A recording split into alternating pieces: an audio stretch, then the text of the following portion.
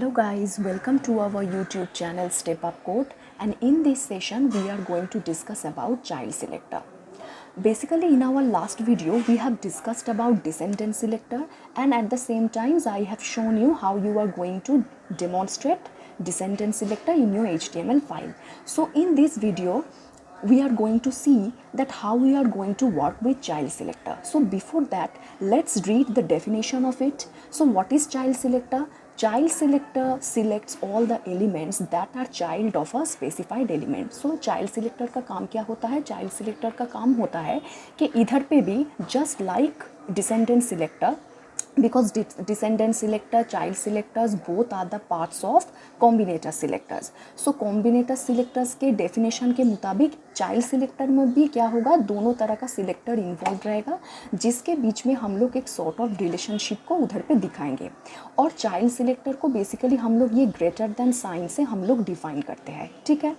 So let's see the syntax. Syntax तो same ही है just like descendant selector, लेकिन descendant selector और child selector के बीच में जो डिफरेंस है उसको डिस्टिंग्विश कर रहा है ये वाला greater than sign. Because remember in our last video I have shown you that while we are going to write CSS syntax of descendant selector, first we have to mention former element, after that we have to generate a single space, then we will be able to write the next element, that is target element, और उसके inside में क्या करेंगे, CSS का हम लोग coding करेंगे. ठीक है, तो इसको हम लोग फटाफट से प्रैक्टिकली देख लेते हैं. चलो let's go back to our Sublime text editor. देखो ये सबलाइन टेक्स्ट एडिटर है and see this is our Google Chrome browser, जहाँ पे मैंने इस टेक्स्ट एडिटर में जो मैंने HTML का नॉर्मली कोडिंग किया है उसका देखो रिफ्लेक्शन इधर पे दिख रहा है, मतलब आउटपुट इधर पे शो हो रहा है.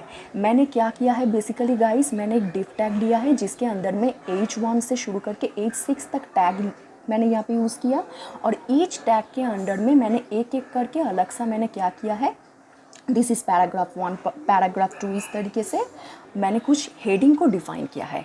लेकिन ये सभी जो हेडिंग है, all the headings have been placed inside div tag, div element. Okay, so that means अब चाइल्ड सिलेक्टर का कॉन्सेप्ट कहाँ पे आ रही है, क्योंकि इसका नाम सुनते ही हम लोगों के माइंड में जो स्ट्राइक करता है that means somehow farmer element के साथ टारगेट एलिमेंट का एक पेरेंट और चाइल्ड का रिलेशनशिप यहाँ पे तैयार होगा. किस तरीके से, देखो ये जो डिव है और यहाँ पे जो H1 है, तो डिव के अंदर में ये सभी हेडिंग टैग्स हैं ना, हेडिंग डिफाइन करने के लिए H1, H2, H3. तो उसके हिसाब से हम लोग बोल सकते हैं इस तरीके से कि H1 जो है this is the child of div element. ठीक है, या H2 जो है this is also a child of div element. Means this tag ये जो है इस एलिमेंट के अंदर ये शो कर रहा है या बिलोंग कर रहा है. ठीक है, तो from this point of view हम लोग जिस तरीके से इसको प्रैक्टिकली देख रहे हैं एग्जाम्पल के दौर से, उसी हिसाब से यहाँ पे एक पेरेंट और चाइल्ड का देखो रिलेशनशिप आ रहा है. मतलब डिव जो है ये पेरेंट होगा और H2, H1, H2, H3 ये सब कुछ क्या होगा, इस डिव का चाइल्ड होगा. ठीक है, तो अगर मैं H1 के ऊपर कुछ स्टाइल अप्लाई करना चाहती हूँ तो उसके लिए मुझे क्या करना पड़ेगा, अगर वही चीज़ हम लोग चाइल्ड सिलेक्टर के मदद से करना चाहते हैं तो किस तरीके से करेंगे. Let's go back to style tag. Style tag में इधर पे आ जाओ, हम लोग इंटरनल CSS लेके काम कर रहे हैं.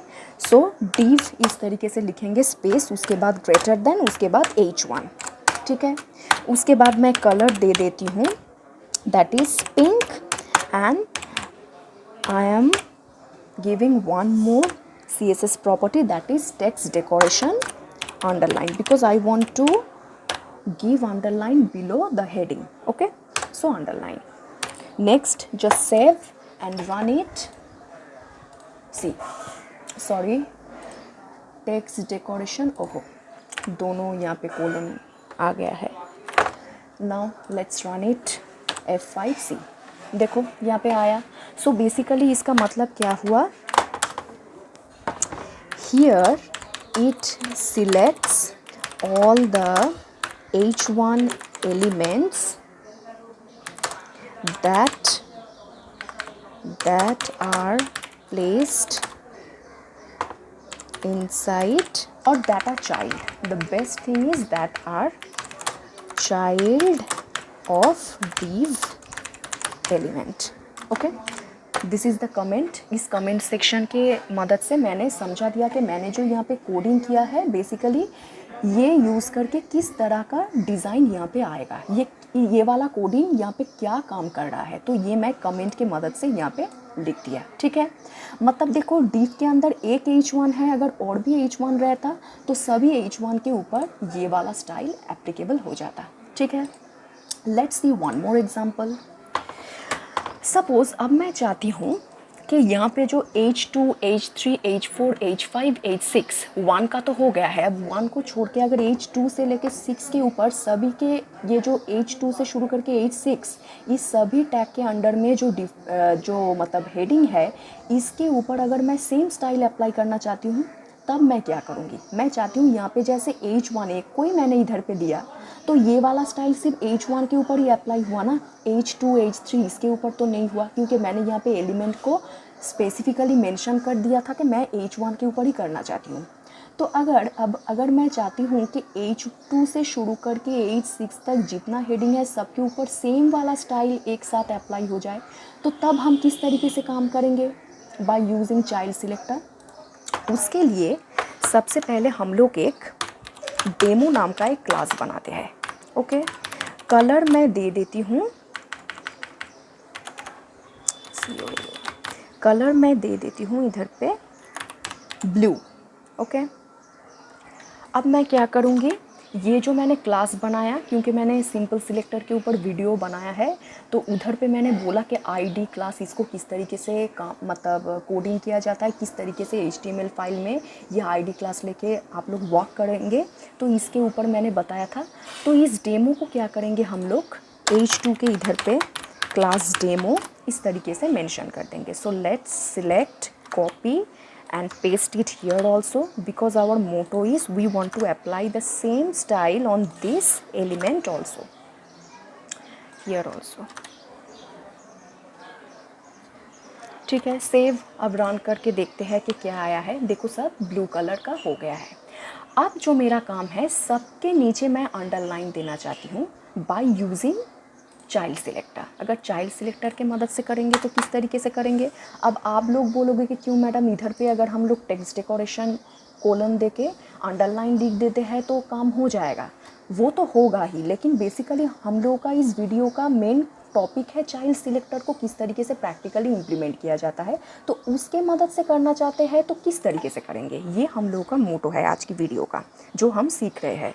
सो तब हम div लिखेंगे followed by greater than dot demo, क्योंकि ये सभी तो H2 से लेके H6 तक सब तो div के अंदर ही है ना, तो div मेरा फॉर्मर एलिमेंट हुआ उसके हिसाब से, और डेमो जो है ये जो क्लास बनाया है ये मेरा टारगेट है कि इस क्लास के ऊपर मुझे क्या करना है, स्टाइल देना है। तो इधर पे मैं कर देती हूँ text decoration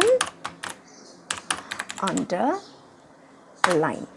next, font family I have added one more property, that is Lucida calligraphy. Okay, save and let's run it here। See, देखो इधर पे आ गया है। ठीक है, समझ में आया। तो यहाँ पे मैंने क्या किया है, basically here it selects all the elements with a specific class name, which one is demo, which are child of div element। Okay, तो समझ में आया। So this is all about child selector. Hopefully आप लोगों को ये वाला video समझ में आ गया होगा, क्योंकि ये काफ़ी आसान है। Just like similar to descendant selector, इसको हम लोग इस तरीके से इम्प्लीमेंट करते हैं, इस तरीके से वर्क किया जाता है। सो नेक्स्ट वीडियो में हम लोग देखेंगे कि एडजेसेंट सिबलिंग सिलेक्टर क्या होता है, और इस तरीके से हम लोग प्रैक्टिकली डेमोन्स्ट्रेट करके देखेंगे।